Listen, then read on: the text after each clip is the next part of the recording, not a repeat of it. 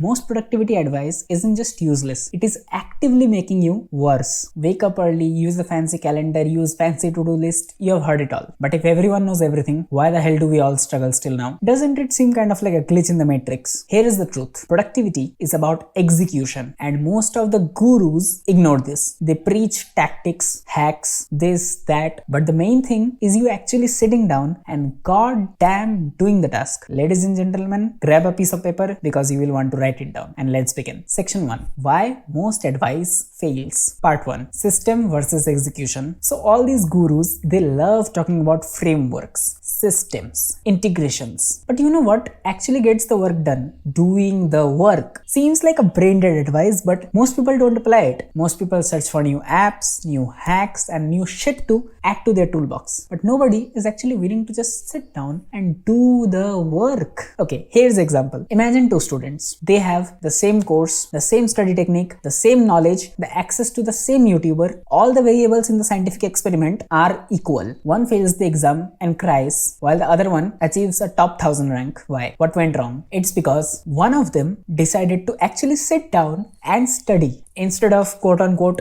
tweaking their systems, they actually sat down and they just worked. Here is the tension loop. If systems worked and everybody has a system built, then why aren't most people successful? Here's the solution. Stop goddamn optimizing. You have probably made a plan more perfect than any of the people in the entire goddamn world, but the only thing you lack is execution. Imagine if you had the perfect script. You had a script writer whom you paid thousands of dollars to write a script, and then at the end of the day, you just never sat down to record the video. Doesn't that kind of sound retarded? Because it is. If you don't actually do the work does not get done. I know it sounds so like brain-dead advice, but genuinely ask yourself, have I been planning or have I been executing? Ask yourself that now and write down the answer in the piece of paper. Part 2. PV equal to nRT. Now, for those of the people who did not get the joke, PV equal to nRT is the equation in chemistry which stands under ideal conditions. If some perfect conditions are met, then and only then PV equal to nRT is valid. We call this an ideal gas equation. Not a real gas, but an ideal gas. A standard one. So let me just bring down the science to the self-improvement. Most advice assumes you have pitch perfect focus. You have an unlimited supply of motivation and zero distractions. But life is not a controlled science experiment. It's a science experiment with 1,000 variables, 1,000 parameters changing every goddamn second. Here's the example. Your cute little Pomodoro timer of the 25 minutes that you set. Everything is great. You have the coffee on your desk, and what happens when you start the timer and after some time life hits? Like, let's say somebody is calling you, or your parents want you to do something, or there's an urgent thing you have to attend to. What happens to the work session or that Pomodoro timer then? Let me give you one analogy, and I want you to write it down right now. A productivity system that breaks under stress is same as an umbrella that only works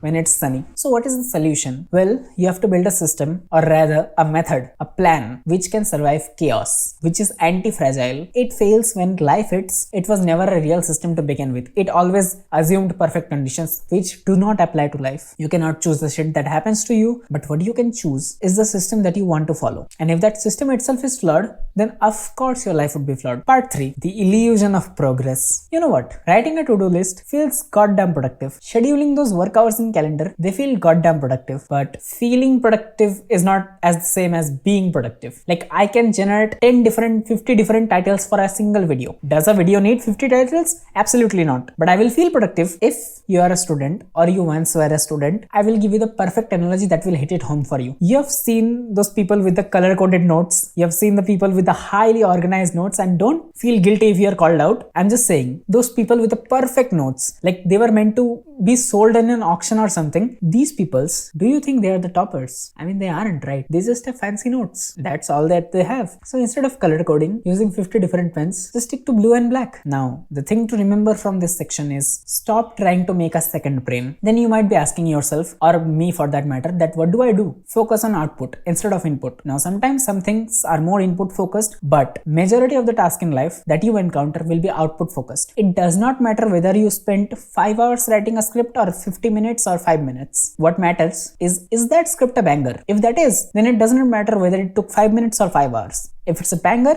then it's a banger. So what did you actually finish today? What are you trying to do? What will you do tomorrow? You have to have a clear output. And just so you understand, specificity is the most important ingredient in the entire recipe. It's not just that, oh, I am having maths homework to do. It's more like I have maths chapter 5, exercise 1, question number 1 to 5 as a homework, and I will do them after 9 a.m. till 9:30 or 10 a.m. That level of specificity is important. Now, moving on to second section, the real way to be productive. Part 1. This is what I like to call an EFA, execution focused approach. Forget fanciness. You already know the Pareto's principle of 80-20 rule, that 80% of the major results come from 20% of the actions. Pick a task and go for the love of God, complete it. You don't need any systems. If you're watching this at night, even better, write down what you're gonna do tomorrow so that you don't wake up and waste time deciding what to do. Write it down right now, and from the moment you wake up tomorrow, you can just get to work. An example I'll give is, if you're a writer, yes, you can surely spend your time doing things which aren't important or which aren't writing per se. You can review your notes, you can study different things, you can study literature, you can go and improve your grammar, you can learn better English. Yes,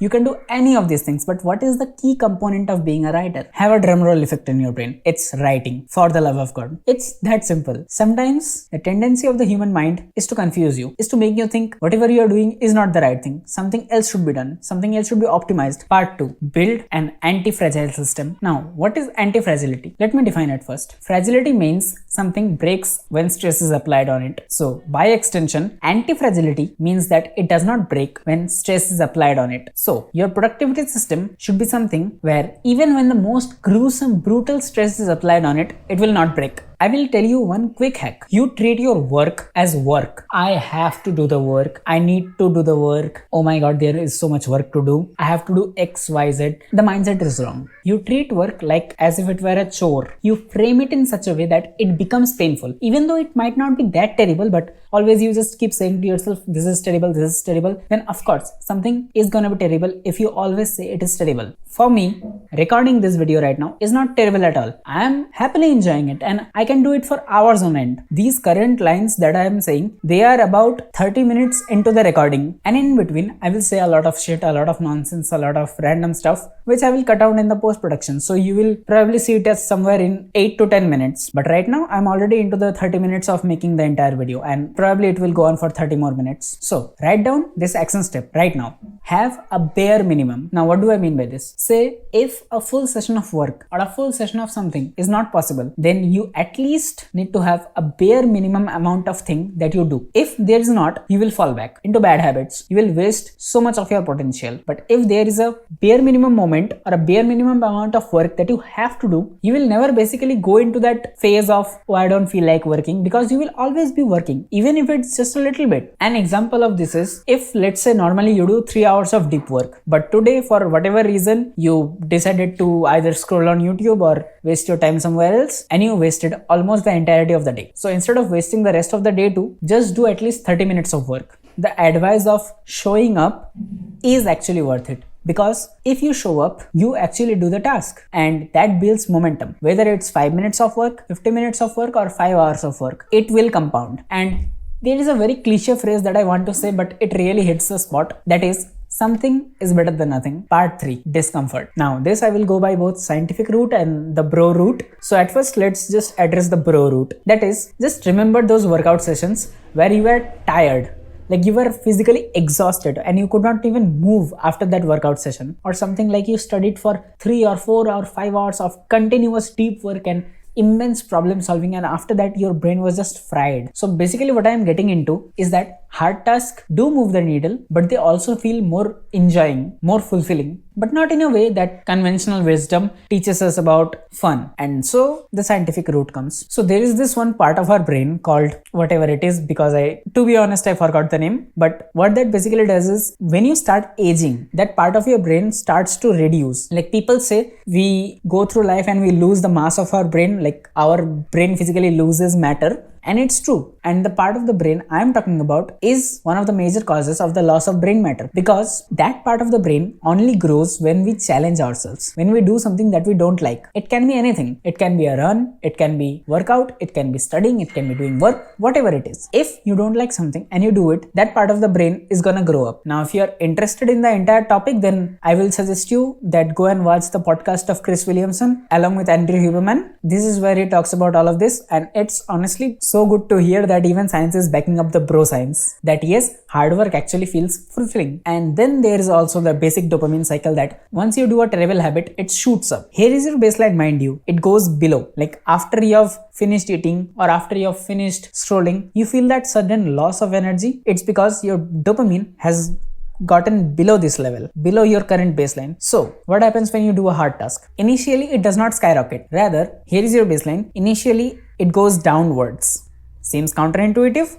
Yeah. But then what happens? It goes upwards and it crashes through your baseline. It goes here. So this is your new baseline right now. Basically what I'm saying is, if something is hard, then 9 out of 10 times, heck, 9.9 out of 10 times, it is the proper thing to do. And most people ignore it. You know, there is one great analogy I heard, which is, let's say there are 100 people competing in a race to win gold. It's like a marathon or some sort. So what happens is, all the guys quit. If it's a 10-kilometer race, then people quit at 5 kilometers, 3 kilometers, 2 kilometers, 8 kilometers, even 9 kilometers. But one goddamn guy goes and finishes the full race. He goes to 10 kilometers, he gets the gold and he becomes super rich from that gold. But what happened if, say, all the 100 guys made it? So you have X amount of gold that this one guy got if he made it alone. And then you have that same X amount of gold, but it is divided by 100 if all the people made it. So difficulty is what gives value to the things. Like if it was not difficult, then it would not have any value. Let's be real. Your brain has tricked you multiple times into doing bad habits, into doing shit you should not have done and shit you regret now. Your brain has been against you this entire time. I know, kind of an existential crisis moment for you, but what if instead you could do the opposite of what you have been doing for all of this time? You have done a particular thing from all the time, you have not got the result. Now what I am suggesting is you change a variable, do something else, and what if you actually get the results? So from this section, what I want you to write down is, hard work may not guarantee success, but slacking off guarantees for 100% of the time failure. Productivity is not about hacks. It's about doing the work despite being in chaos or being extremely happy or being extremely sad. It's about pushing through that work. You don't need a new strategy, new app, new mechanism, new hack, new tool, new whatever. You need to do the last and final time goddamn work. You know what? You probably haven't even written down all the things that I told you to do and you think you're gonna become successful. See, if you do the hard work, if you get the grade, if you build the physique, if you get the money,